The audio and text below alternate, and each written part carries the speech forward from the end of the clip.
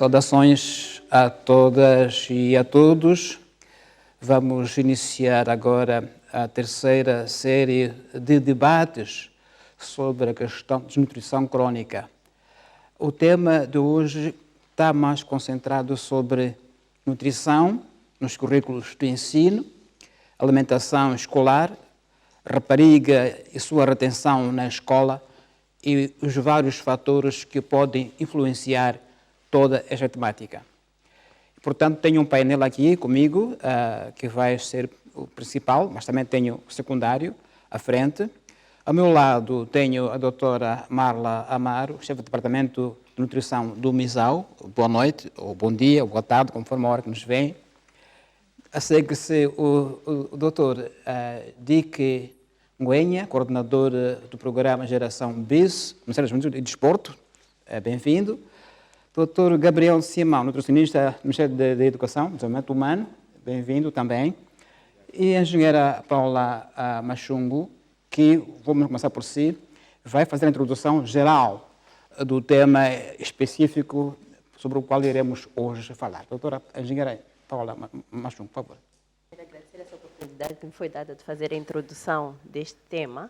Este tema tem um enquadramento nos objetivos 1 e 2 do Plano de Ação de Redução da Desnutrição Crónica em Moçambique. No contexto de políticas, nós temos várias políticas que estão relacionadas ao tema ou desenhadas para fazer face a estas problemáticas, que são os casamentos prematuros, gravidezes precoces e ensino, retenção na escola. As políticas que nós temos no momento são as políticas nacional de alimentação, o Programa Nacional, de Alimentação Escolar, o Plano Nacional da Criança, o Plano Nacional Estratégico do HIV-Sida, a Estratégia Nacional de Combate aos Casamentos Prematuros. No que diz respeito ao impacto dos casamentos prematuros e a gravidez precoce nos resultados de bem-estar, houve um estudo realizado pela Unicef e UNFPA em 2015, onde diz que 1 em cada 6 raparigas com idades compreendidas entre os 20 e 24 anos casam-se antes dos 15 anos e metade delas antes dos 18 anos. Em termos de incidência dos casamentos prematuros e gravidezes precoces, esta verifica com maior incidência na zona norte do país em relação à zona sul. Os casamentos prematuros e as gravidezes precoces são fatores de risco associados à desnutrição da mãe e da criança. O facto das meninas engravidarem antes dos 18 anos traz grandes riscos à saúde da mãe e da criança que vai nascer, que pois esta corre risco do bebê nascer prematuro. A competição entre o crescimento da mãe e o crescimento da criança é uma causa imediata da desnutrição crônica provocada pela gravidez precoce. A nível nacional, o estudo também indica que os filhos de mães adolescentes são significativamente mais desnutridas do que os filhos de mães de outras faixas etárias. No que concerne ao lado legal,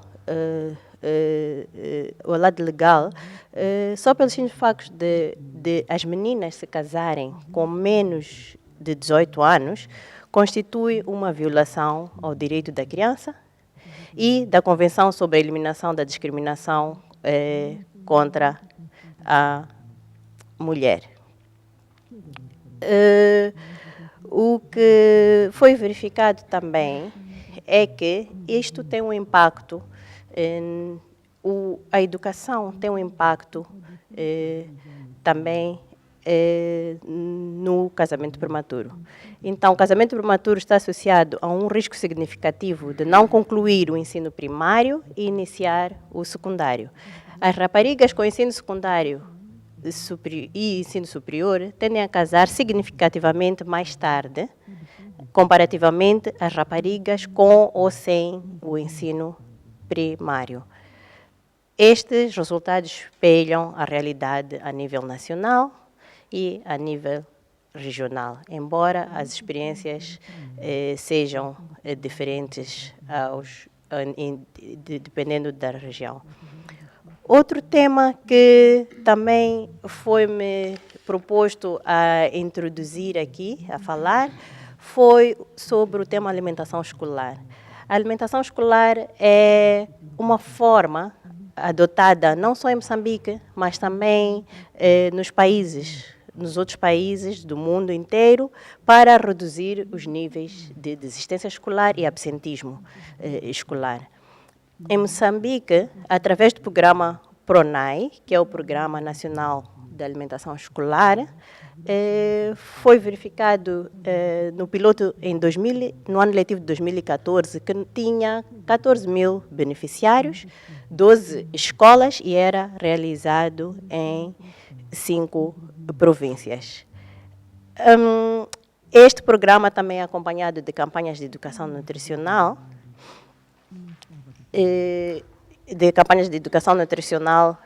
a nível das escolas. Por que é importante a retenção escolar? Estudos mostram que alunos que sofrem de desnutrição crônica na infância são mais suscetíveis a abandonar a escola e, de acordo com dados disponíveis, em Moçambique, 12% de pessoas em idade ativa que sofreram de desnutrição crônica concluíram o ensino primário. Também existe a revista Lancet, que em 2013 eles lançaram um artigo que dizia que a escolaridade dos pais está diretamente associada com a desnutrição infantil e que a efetividade dos programas de educação nutricional precisam ainda ser testados, não é? Não existem provas da sua efetividade. Por fim, eu gostaria também de dizer que o Plano de Ação Multissetorial de Redução da Desnutrição Crônica preconiza ações com vista a fazer face a essas problemáticas. Mas estas ações têm que ser, para serem efetivas, têm que ser implementadas a níveis de cobertura de 80%. E, de acordo com a monitoria feita ao PAMRDC em 2017, todas estas ações encontravam-se ao nível de implementação mais ou menos 60% ou abaixo de 60%. Por enquanto, é isto que me incumbe de dizer. Sim. Lança para dentro do tema nas suas diferentes vertentes. Há a vertente nutricional, há a vertente da retenção da rapariga na escola, há a vertente da saúde sexual comunitária da rapariga, há várias vertentes neste tema que nós temos hoje. No último programa, lembro-me que houve muita insistência porque alguém entendia que estava ausente do Ministério da Educação e Desenvolvimento Humano. Dizíamos que não, são temáticos os debates, há de vir cá no próximo programa. Aqui está.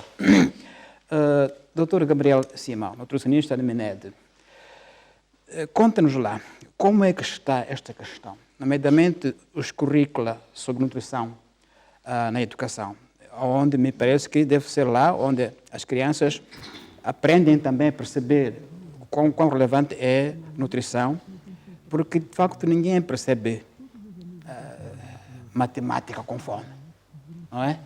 E a gente diz que há muita reprovação escolar, o que se passa na turma? Na turma se passa-se fome, na verdade, passa-se fome muitas vezes. Então, qual é, enfim, a abordagem que o Ministério faz desta temática? Muito obrigado. Quero agradecer por este convite de estar aqui para poder partilhar com todos aquilo que o Ministério da Educação está a desenvolver neste momento. O meu nome é Gabriel Simão. E em relação ao assunto da desnutrição crônica, nós sabemos que a alimentação escolar em Moçambique já vem sendo implementado desde 1977, mas isso era através de diferentes parceiros. Em 2013, o Ministério da Educação aprimorou o programa e assim foi aprovado o Programa Nacional de Alimentação Escolar.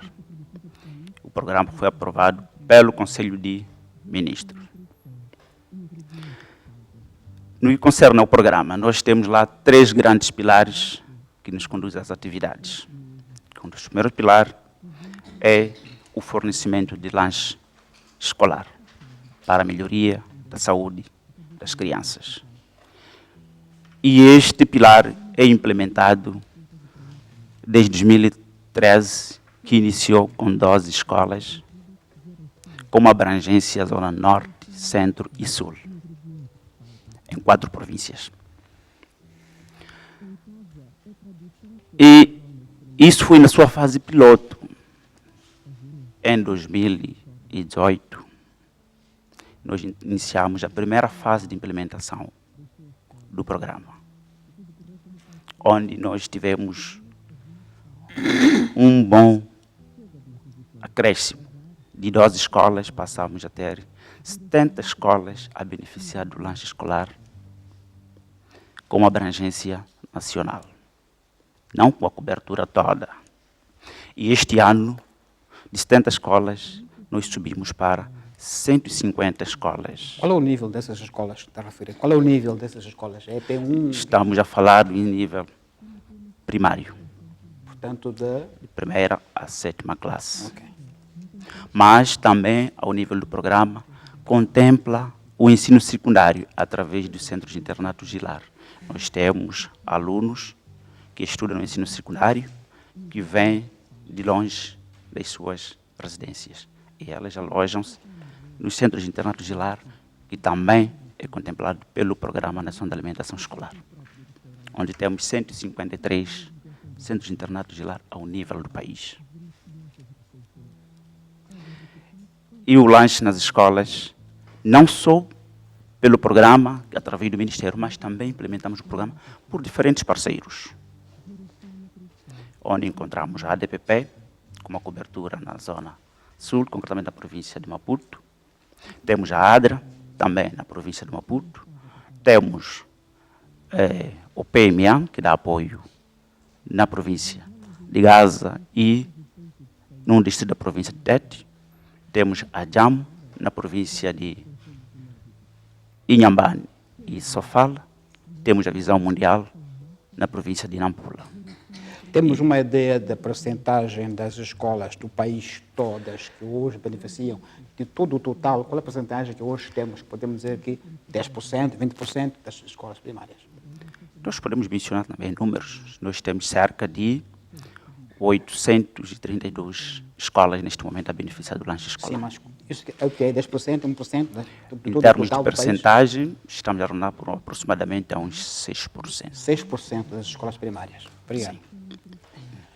Então, e no que tange ao segundo pilar, que é o pilar de educação alimentar e nutricional. Nós estamos cientes que não só dar o lanche, mas também temos que ensinar as crianças de como se alimentar e de modo a influenciar esses bons hábitos na comunidade e na sua família,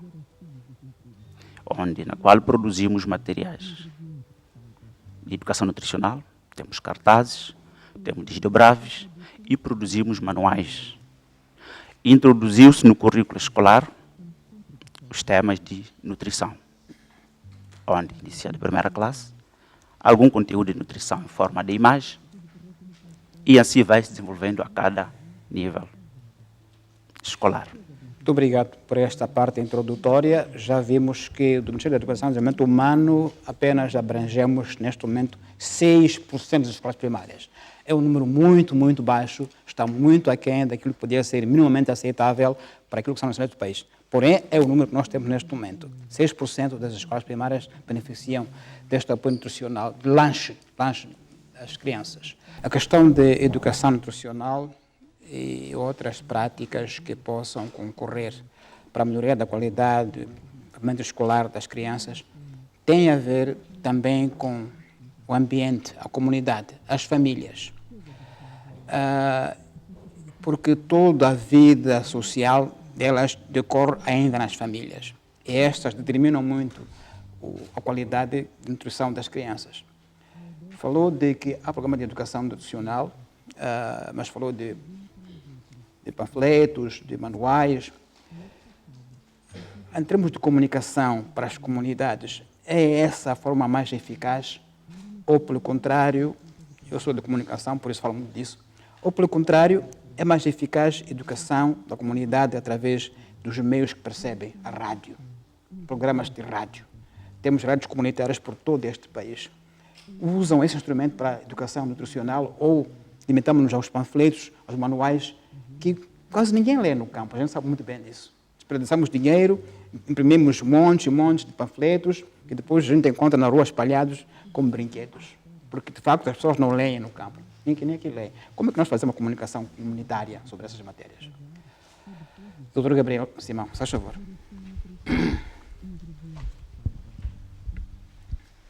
Okay, mais uma vez, como é que nós fazemos a comunicação com a comunidade? Do princípio que o Ministério da Educação faz ou tem feito, é de introduzir um módulo de educação nutricional na formação dos professores.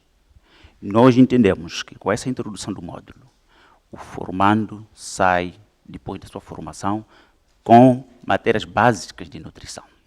Então, estamos a sentir que é uma das formas com que ele vai fazer a transmissão na comunidade, porque o professor vem da comunidade.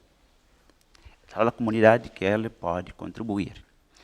E se o professor chega e ensina ao aluno, é uma das formas que também do aluno que a informação chega na comunidade, considerando aquilo que é o nosso grupo-alvo. E com aquilo que a União Africana instituiu para celebrar o dia 1 de março, em todos os anos, que é o dia 1 de março, considerado como Dia Africano da Alimentação Escolar. Nesse dia, as atividades não se limitam só com a comunidade estudantil, mas se inclui a comunidade, onde participam. Tem lá órgãos de comunicação, que são os nossos meios, e veículos de transmissão de informação para a comunidade. Utilizamos rádios comunitários, nesses locais. As nossas escolas estão mais nas zonas recônditas. Os que estão lá nos nossos meios são as rádios comunitárias. São esses que participam. Realizamos feiras. E nas feiras não é só com a comunidade estudantil da escola, mas também são envolvidos a toda a comunidade daquele local circunvizinho da escola. Realizamos uma feira na província de Nampula, na província de Niassa, num distrito, numa escola mais recôndita, onde estiveram lá tanta gente da comunidade.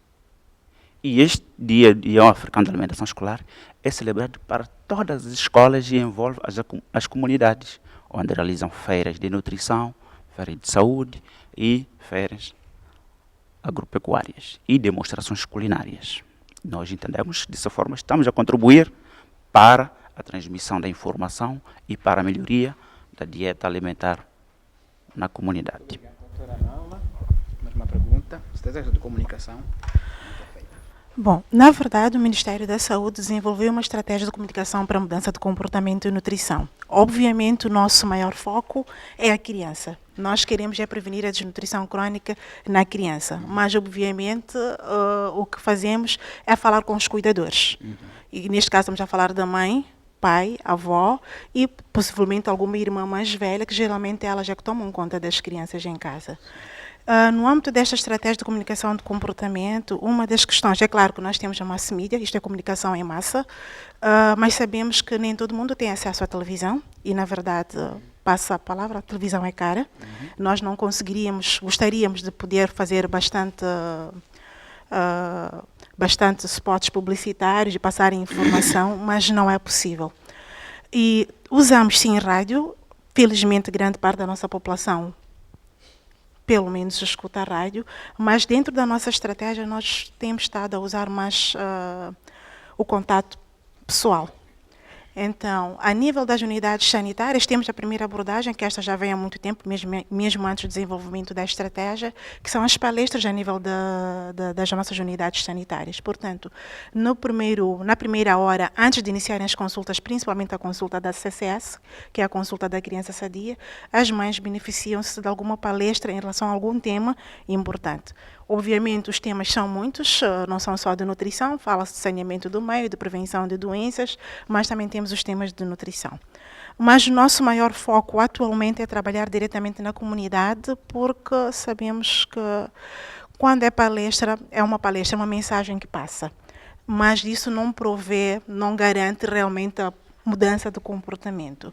Então, o que o Ministério da Saúde está a fazer agora é criar grupos de apoio a nível da comunidade.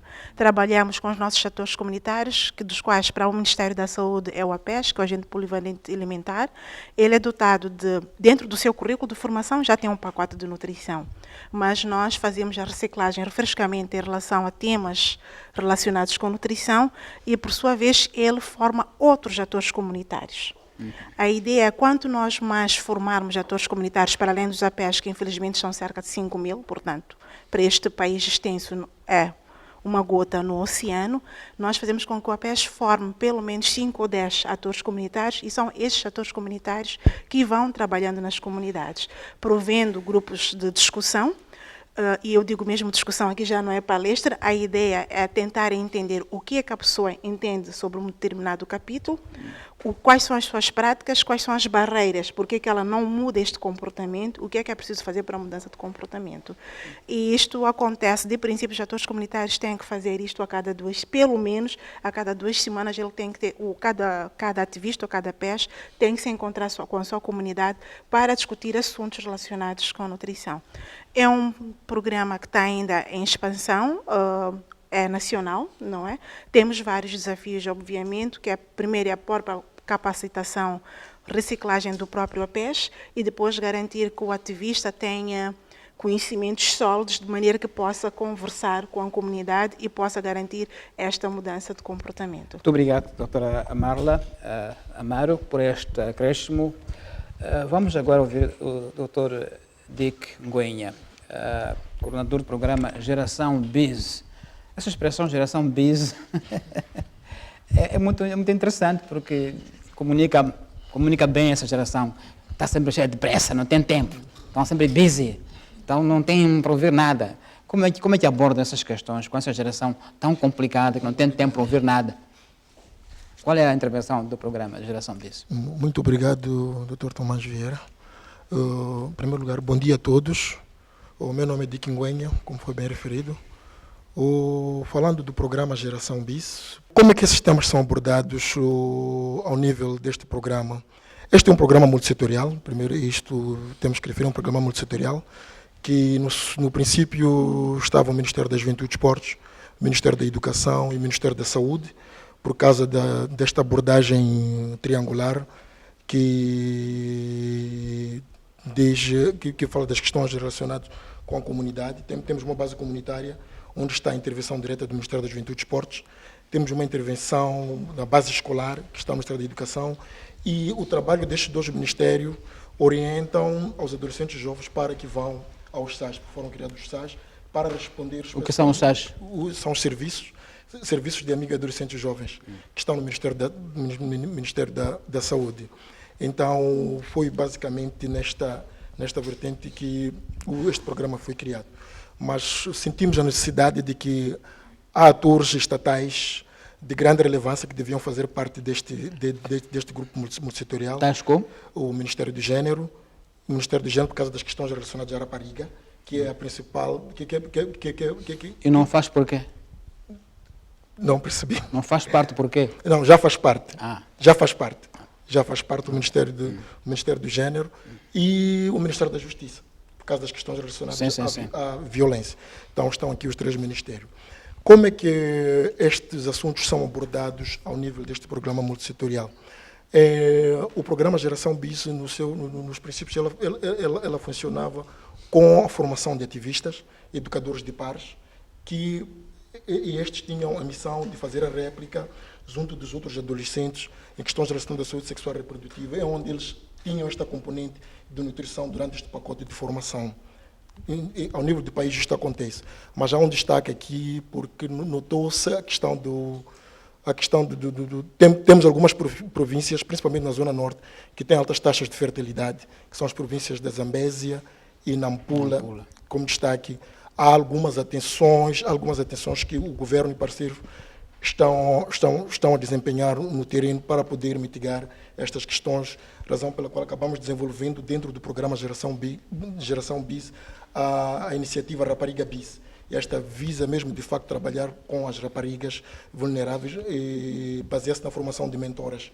E estas mentoras têm uma missão de identificar raparigas que encontram-se em situação de vulnerabilidade, onde vão transmitir estas matérias todas relacionadas à saúde sexual e reprodutiva, com esta componente de nutrição e outras matérias. Enquanto no restante do país ainda vamos trabalhando com a questão de formação de educadores de pares que têm esta missão.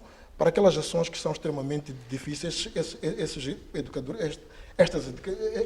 educadores de pares, bem como as mentoras, elas têm a missão de encaminhar os adolescentes jovens aos serviços de amigo adolescentes jovens, que são os SAGES, para questões mais específicas. Isso chega mesmo nas zonas rurais ou é algo que ocorre mais nas zonas urbanas, onde as pessoas têm informação na internet, nos Facebooks? No meio rural chega esse programa? Este programa tem uma cobertura nacional e chega no meio rural. Ok. O foco aqui é a rapariga, não é assim? A rapariga e nutrição. Sabe-se muito bem que a desistência escolar é muito mais alta na rapariga, a partir de, pode ir até a 7ª classe, no máximo, e depois dali tem problemas de hidratação escolar. E em zonas como Zambésia e Nampula, o casamento prematuro, melhor chamando a união marital forçada, não é casamento, deriva mais porque os pais acham que um marido em casa é uma solução para a pobreza. Ou seja, a criança sai da despesa familiar, por um lado, por outro lado, o homem é mais uma mão na família. E portanto, é importante que os programas de nutrição se concentrem sobre a rapariga, porque é ela a primeira vítima da desnutrição, porque os pais acham que, uma vez fora da escola, é menos despesa e traz o marido do que é uma força de trabalho. Temos essa visão nos programas de que a rapariga é o centro ou é a primeira vítima que deve ser liberta deste problema, no caso da educação e desenvolvimento humano. O Ministério da Educação está ciente no assunto, em que a rapariga entra na escola, tem uma determinada idade, muito mais ao aproximar 6ª, 7ª classe, com suas idades 12, 13 anos, por força maior das circunstâncias, então vai ao lar. Com base no programa de Geração BIS, onde está integrado o Ministério da Educação junto ao Ministério da Juventude e Desporto, que é muito mais para atender e buscar fazer face a essas situações. E também temos, ao nível do Ministério da Educação, o Departamento de Saúde Escolar e de Departamento de Gênero, que é muito mais para atender as situações de gênero. E muitas atividades são realizadas nas escolas, de modo a procurar manter a rapariga na escola.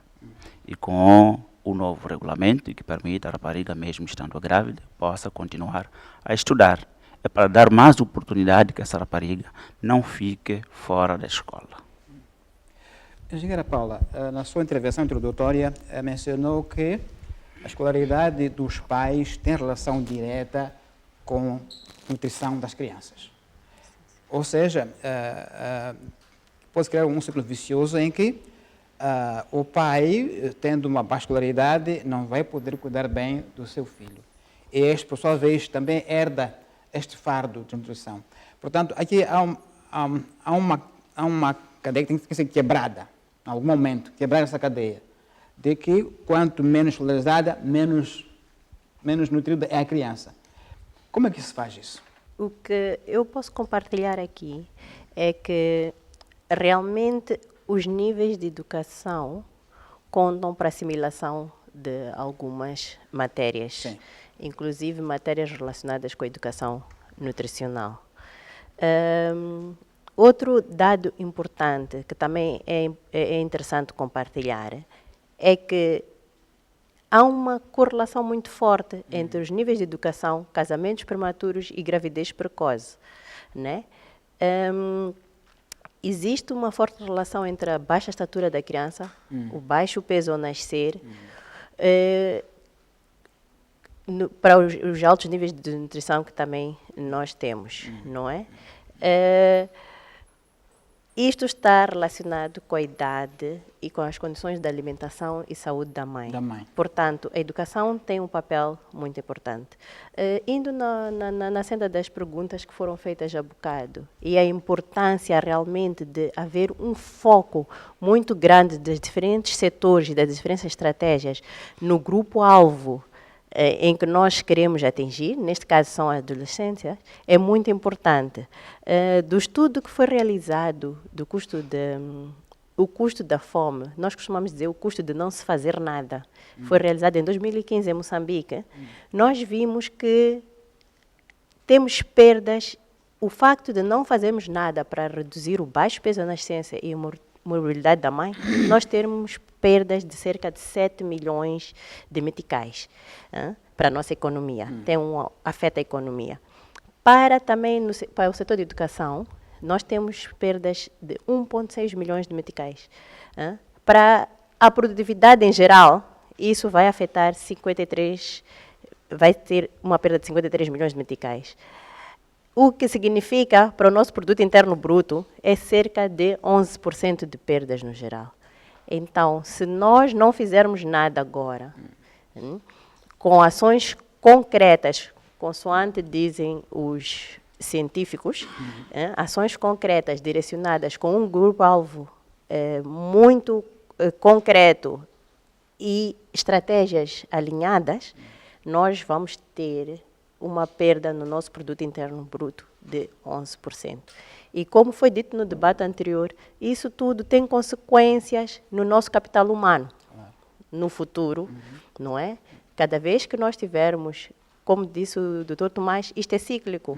Cada vez que nós tivermos mães desnutridas, bebés desnutridos, nós vamos ter futuros homens desnutridos.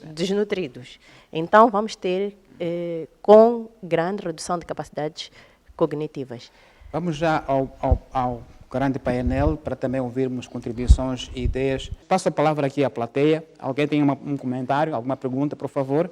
Ou mesmo um acréscimo, não tem que ser pergunta necessariamente.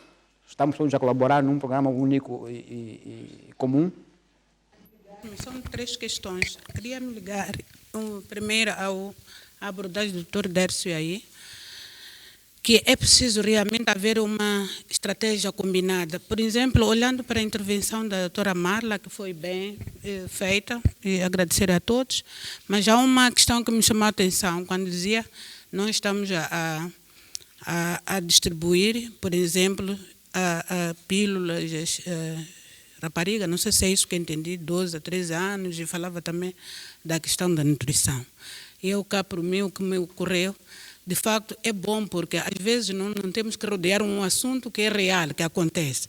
Mas, ao mesmo tempo, isto não seria papel. Penso que os pais estão sem isentar do seu grande papel educador. Este é o papel dos pais, é o papel também das igrejas, é o papel da educação. E como é que estão a combinar isto? Porque algumas crianças que não têm uma base sólida de boa educação, eles vão entender que estão a ser autorizados a praticar o sexo muito cedo. Será que há uma educação efetiva?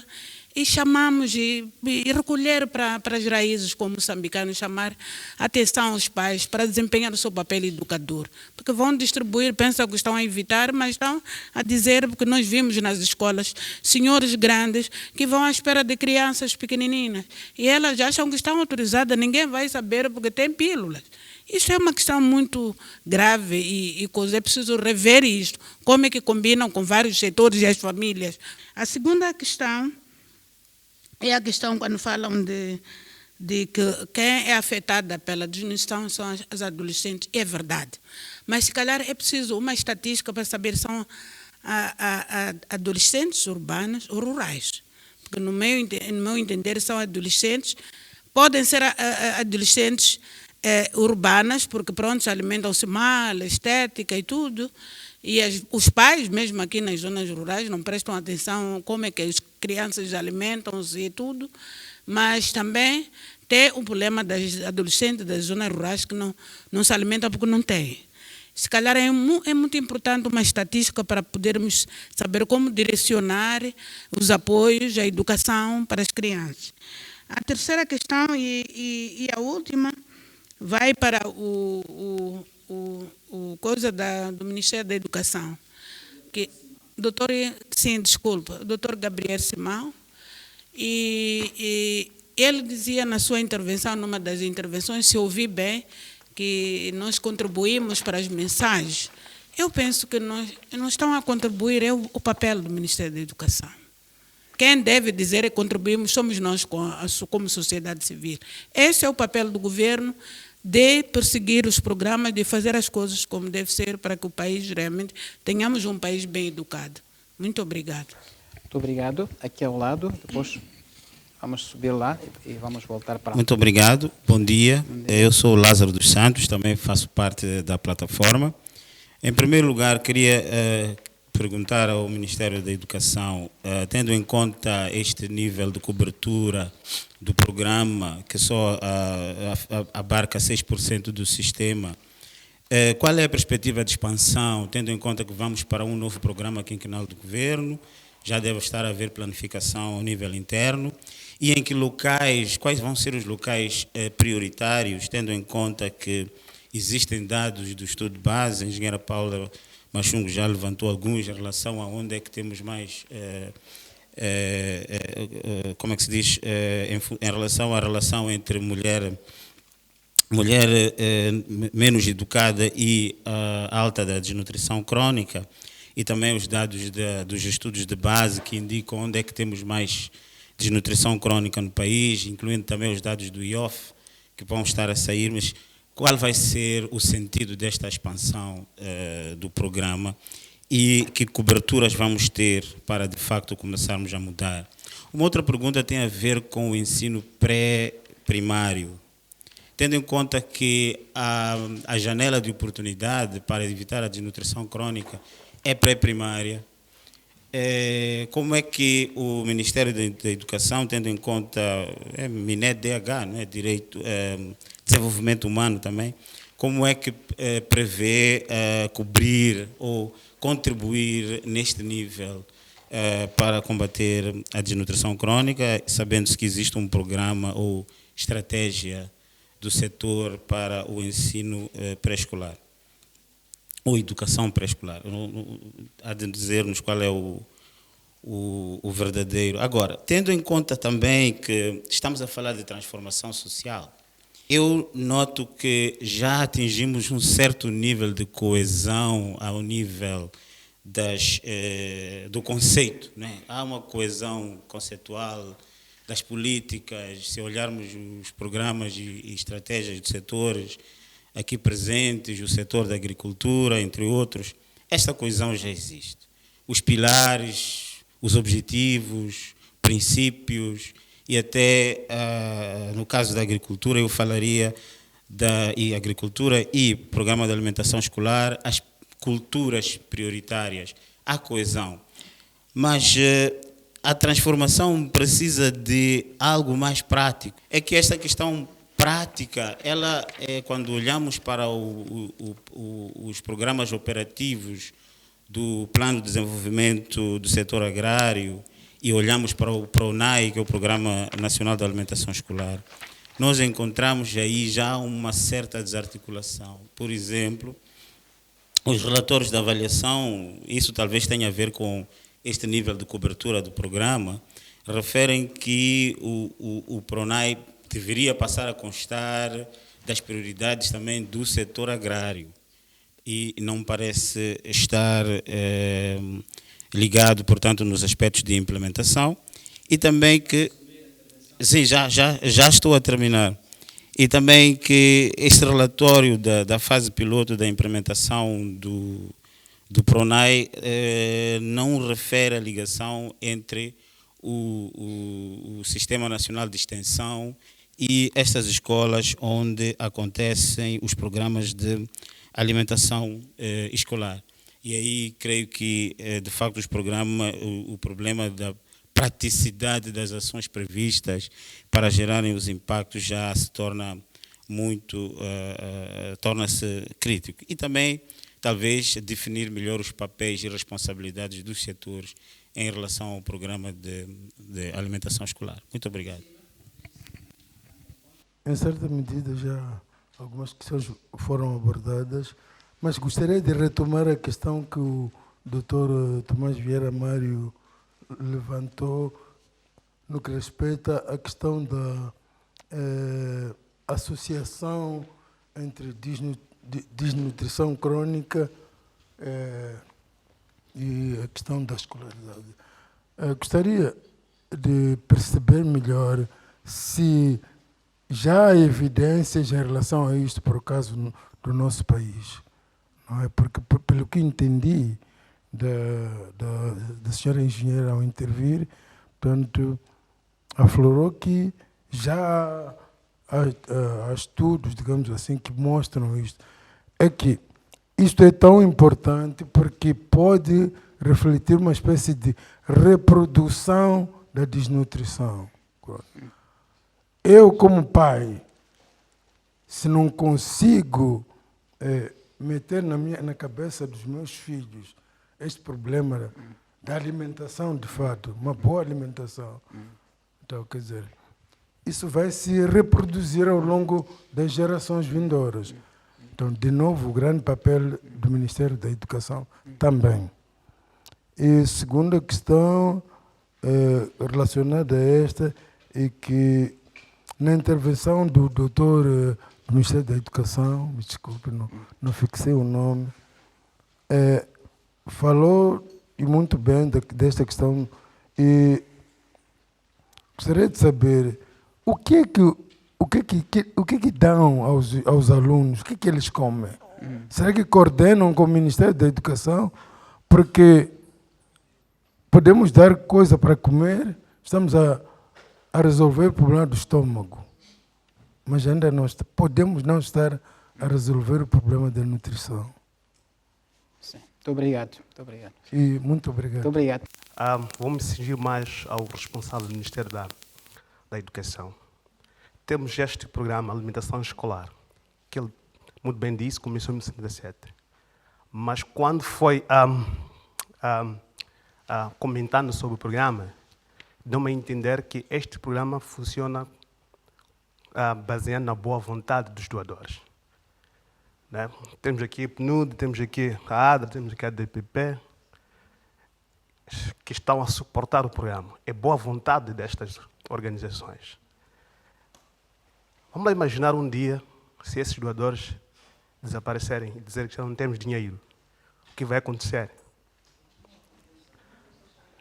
E dois, gostaria de perceber, olhando para esta via, para este pensamento, qual é ou quantos porcentos o nosso Estado investe neste programa de alimentação escolar? Há uma entrega do governo? Há responsabilidade do governo? E se não há responsabilidade, se não há investimento do Estado moçambicano nesta componente, eu acredito que temos que repensar neste programa. Temos que envolver o Estado. Há necessidade de olharmos, de termos o orçamento, uma parte do orçamento do Estado deve ser drenado para suportar este programa. O mesmo que ia fazer também para o Ministério da Saúde. Falou de atores comunitários e que diz que são muito poucos. Como é que, quantos porcentos o Estado investe ou aloca para o Ministério da Saúde para garantir que mais atores comunitários sejam formados com vista a sensibilizar as comunidades para combater este grande mal? Obrigado. A minha intervenção é em jeito de contributo naquilo que o colega da Educação já fez referência ao Programa Nacional de Alimentação Escolar. Bom, o programa prevê uma expansão gradual. O foco agora é o primário. Estamos a avaliar se entramos para o pré-primário, que está na fase piloto, o pré-primário. Entretanto, mas evoluímos muito de 2014 para 2019, que saímos de 14 escolas para um pouco mais de 800 escolas. E falar de 6% em termos numéricos é muito pouco, mas se formos a ver os custos, é muito elevado. Temos um per capita avaliado para uma refeição por aluno por dia de 13 meticais. Considerando 200 dias letivos para um aluno, precisaríamos de 2.600 meticais para um aluno por ano. E se formos a ver o universo que temos, cerca de 8 milhões de alunos, quanto dinheiro precisaríamos para fazer uma cobertura nacional? Em termos de lanche de uma refeição, mas temos outra intervenção dos internatos, são 3 refeições por dia, que o governo aloca um pouco mais de 200 milhões por ano, para alimentar cerca de 22 mil alunos em 157 internatos. Estamos a falar de custo de aquisição de produtos, não estamos a falar de custos operacionais e outros. Mas temos até 2021 uma perspectiva de expansão para mais escolas, mais 150 escolas, tipo lanche escolar, numa cobertura dentro dessas 11 províncias que já estão a dar, cobertura nacional. E, entretanto, estamos a falar de um custo acima de 1.000 milhões de meticais. Investimento, não de investimento. De um investimento, não de um custo. Estamos a falar deste custo, assusta muito, hein? Sim. O termo custo é investimento. Assim é mais claro. Estamos a fazer, estamos a investir. Sim. A questão colocada, se os doadores desistirem. Bom, nós temos no programa 3 pilares. Um dos pilares é dar uma refeição, mas temos a educação nutricional e temos a produção agropecuária nas escolas. Portanto, os outros pilares vão permanecer. E são estes que temos que potenciar para criar sustentabilidade no programa. Muito obrigado. Muito obrigado. Vou só dar a última ronda aqui aos meus convidados, porque o tempo já nos fugiu por demais. Brevemente, queria fazer últimos comentários de tudo que foi aqui referido. Doutora Paula, alguma coisa para dizer? Alguma nota final? Bom, muito obrigada. Eu vou fazer a minha nota final, vou tirar um minutinho só para fazer a explicação ao senhor que levantou lá o assunto da relação ensino secundário. Ok, no estudo realizado pela Unicef e UNFPA de 2015, eles mostraram que devido ao casamento prematuro, não é? As meninas não chegam ao ensino secundário. Quando não chegam ao ensino secundário, significa que elas, porque estão a casar mais cedo e também, provavelmente, muito provavelmente, têm uma gravidez precoce. Essa gravidez precoce vai afetar a saúde da mãe e da criança. Como? Através da competição no crescimento do útero porque há competição entre crescimento do feto no útero e competição no crescimento da própria mãe, porque a mãe ainda é uma criança. Então, também está a crescer. O feto e a mãe vão disputar o mesmo alimento. Quando elas disputam o mesmo alimento, um deles vai perder. E, geralmente, a criança, o que acontece? Sai com baixo peso. O baixo peso é um fator que influencia a desnutrição crônica. Agora, se nós conseguirmos fazer mais retenção, significa que ela, pelo menos, vai chegar ao ensino secundário. Quando está a chegar ao ensino secundário ou superior, elas têm menos risco de desistir da escola e menos risco, casam menos também. Quer dizer, casam mais tarde. Exatamente. Casam mais tarde. Então, esta é a relação que há. Para fechar mesmo, eu gostaria de, mais uma vez, ressaltar a importância, como diz o Dr. Tomás, do investimento. Nós, se não fizermos nada, nós estamos a perder para a nossa economia e para o nosso país e estamos a perder capital humano. É necessário nós investirmos, é necessário também nós termos ações coordenadas, está preconizado que o PAM-RDC dá-nos essas diretrizes, né, que é o Plano de Ação Multissetorial para a Redução da Desnutrição Crónica, dá-nos essas diretrizes de ações, temos lá ações. É necessário monitorarmos, eu estou desde o primeiro debate a dizer isso, monitorarmos a implementação dessas políticas. Quando estamos aqui a dizer 6%, o que é que significa? Quando estamos a dizer, ok, nós fazemos ações de comunicação, o que é que estamos a dizer? Qual é o impacto dessas ações de comunicação? É necessário nós temos o género como um assunto transversal em todas as políticas. É necessário começarmos a pensar, se calhar, de forma diferente. É aquilo que o Lázaro estava a falar, transformação social. O género Doutora Paula, vou ter mesmo que... Sim. O género como aspecto central e não transversal. E focalização no grupo-alvo, né? Mais uma vez, finalmente, a cobertura de 80% das intervenções que estão plasmadas como prioritárias para a redução da desnutrição crónica. Obrigado. Muito obrigada. Sim, Ministério da Educação e Desenvolvimento Humano. Sim, Gabriel Simão. Foram aqui lançadas muitas questões e eu percebo que há muitos que estão interessados em querer entender isso do Programa Nacional de Alimentação Escolar. E temos recebido muitas solicitações, muitas visitas para poderem procurar perceber do Programa Nacional de Alimentação Escolar. Já é muito bom. Um colega já tinha avançado em relação à perspectiva de expansão. Nós temos um plano de expansão gradual para a abrangência nacional, ok? E nós já temos um historial muito bonito. Nós já temos crianças agora até com cerca de 4 anos já querem ir à escola. Com 4 anos. Estamos a falar o pré-primário. Mas com 4 anos, nas nossas zonas recônditas lá, crianças vão com 6, 7 anos. Mas já temos crianças com 4 anos que querem ir à escola. Desarticulação entre o PRONAI e o setor agrário. Claro, talvez o meu relator refletiu isto, mas nós já mantemos o primeiro encontro com o Ministério da Agricultura, a Direção Nacional de Extensão Agrária, que isso aconteceu em 2017. Foi uma reunião dirigida pela Sua Excelência Ministra, estava lá dos ministérios, estavam lá com o Ministério da Saúde e diferentes setores públicos, que é para melhorar o que é a coordenação e articulação para o desenvolvimento do programa. O que come? Nós temos como uma ementa alimentação diversificada e balanceada. Então, onde inclui mais ou menos produtos, todos os produtos. Produção local, incluindo os outros. Em termos de investimento do Estado também faz isso, investimento, não só dependemos dos parceiros. Por exemplo, para os centros internatos, é o Estado, através do fundo do AD. Mesmo nessas 150 escolas, é investimento do próprio Estado.